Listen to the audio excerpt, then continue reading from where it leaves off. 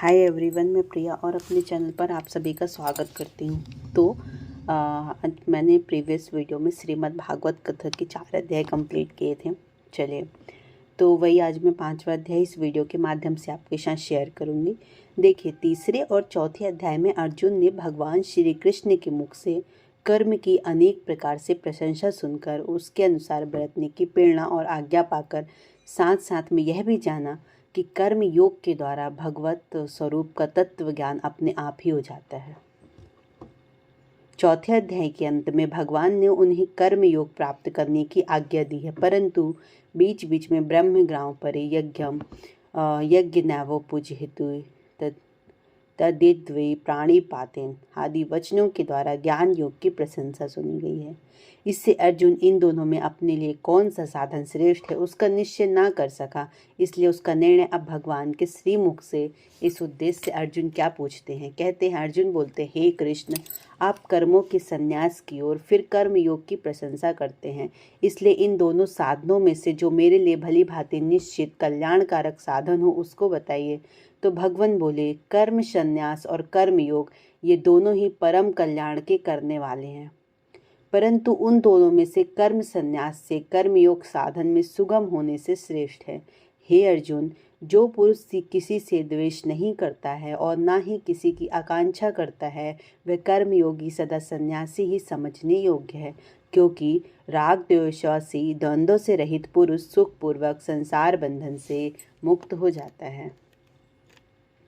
उपयुक्त संन्यास और कर्म योग को मूर्ख लोग पृथक पृथक फल देने वाले कहते हैं, ना कि पंडित जन, क्योंकि दोनों में से एक में ही सम्यक प्रकार के स्थित पुरुष दोनों के फलस्वरूप परमात्मा को प्राप्त हो जाता है। ज्ञान योगियों द्वारा जो परम धाम प्राप्त किया जाता है, कर्म योगियों द्वारा भी वही प्राप्त किया जाता है। इसलिए जो पुरुष ज्ञान योग व कर्म योग को फल रूप में एक देखता है, वही यथार्थ देखता है। परंतु हे अर्जुन, कर्म योग के बिना होने वाले संन्यास अर्थात मन, इंद्रिय और शरीर द्वारा होने वाले संपूर्ण कर्मों में कर्तापन का त्याग प्राप्त होना कठिन है, और भगवत स्वरूप को मनन करने वाला कर्मयोगी परम ब्रह्म परमात्मा को शीघ्र ही प्राप्त हो जाता है, जिसका मन अपने वश में है। जो जितेंद्रिय अविशुद्ध अंतकरण वाला तथा संपूर्ण प्राणियों का आत्मरूप परमात्मा ही जिसकी आत्मा है, ऐसा कर्मयोगी कर्म करता हुआ ही लिप्त नहीं होता है। तत्व को जानने वाला सांख्य योगी को देखता हुआ, सुनता हुआ, स्पर्श करता हुआ, सूंघता हुआ और भोजन करता हुआ, गमन करता हुआ, सोता हुआ, श्वास लेता हुआ, बोलता हुआ, त्यागता हुआ, ग्रहण करता हुआ और आँखों को खोलता हुआ सब इंद्रियां अपने अपने अर्थों में बरत रही हैं। इस प्रकार समझ कर निसंदेह ऐसा माने कि मैं कुछ भी नहीं करता हूँ। जो पुरुष सब कर्मों को परमात्मा में अर्पण करके और आसक्ति को त्याग कर कर्म करता है, वह पुरुष जल से कमल के पत्ते की भांति पाप से लिप्त नहीं होता है। कर्मयोगी ममत्व बुद्धि रहित केवल इंद्रिय, मन, बुद्धि और शरीर द्वारा भी आसक्ति को त्याग कर अंतःकरण की शुद्धि के लिए कर्म करते हैं। कर्मयोगी कर्मों के फल का त्याग करके भगवत प्राप्ति रूप शांति को प्राप्त होता है, और सकाम पुरुष कामना की प्रेरणा से फल में आसक्त होकर बंधता है। अंतःकरण जिसके वश में है, ऐसा सांख्य योग का आचरण करने वाला पुरुष ना करता हुआ और ना करवाता हुआ 9 द्वारों वाले शरीर रूपी घर में सब कर्मों का मन से त्याग कर आनंद पूर्वक सच्चिदानंद परमात्मा के स्वरूप में स्थित रहता है। परमेश्वर मनुष्यों के ना तो कर्तापन की और न कर्मों की और न कर्म फल के संयोग की रचना करते हैं, किंतु स्वभाव ही बरत रहा है। सर्वव्यापी परमेश्वर भी ना किसी के पाप कर्म को और ना किसी के शुभ कर्म को ग्रहण करता है, किंतु अज्ञान के द्वारा ज्ञान ढका हुआ है, उसी से सब अज्ञानी मनुष्य मोहित हो रहे हैं।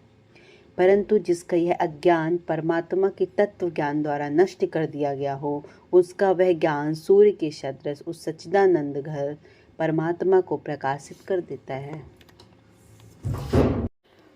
जिनका मन तंद्रूप हो रहा हो, जिसकी बुद्धि तंद्रूप हो रही हो और सच्चिदानंद घन परमात्मा में ही जिसके निरंतर एक ही भाव से स्थिति है, ऐसे तत्परायण पुरुष ज्ञान के द्वारा पाप रहित होकर अपुनर्वृत्ति को अर्थात परम गति को प्राप्त हो जाते हैं। वे ज्ञानी जन विद्या और विनय युक्त ब्राह्मण में तथा गौ, हाथी, कुत्ते और चांडाल में भी समदर्शी होते हैं। जिनका मन संभाव में स्थित है, उनके द्वारा इस जीवित अवस्था में ही संपूर्ण संसार जीत लिया गया है, क्योंकि सच्चिदानंद परमात्मा निर्दोष और सम है, इसलिए वे सच्चिदानंद घन परमात्मा में ही स्थित हैं। जो पुरुष प्रिय को प्राप्त होकर हर्षित नहीं हो और अप्रिय को प्राप्त होकर उद्गिन्न न हो, वह स्थिर बुद्धि संशय रहित ब्रह्मवेता पुरुष सच्चिदानंद घन परम ब्रह्म परमात्मा में एक ही भाव से नित्य स्थित है। बाहर के विषयों में आसक्ति रहित अंतःकरण वाला साधक आत्मा में स्थित जो ध्यान जनित सात्विक आनंद है, उसको प्राप्त होता है। तदनंतर वह सच्चिदानंद परम ब्रह्म परमात्मा के ध्यान रूप योग में अभिन्न भाव से स्थित पुरुष अक्षय आनंद का अनुभव करता है।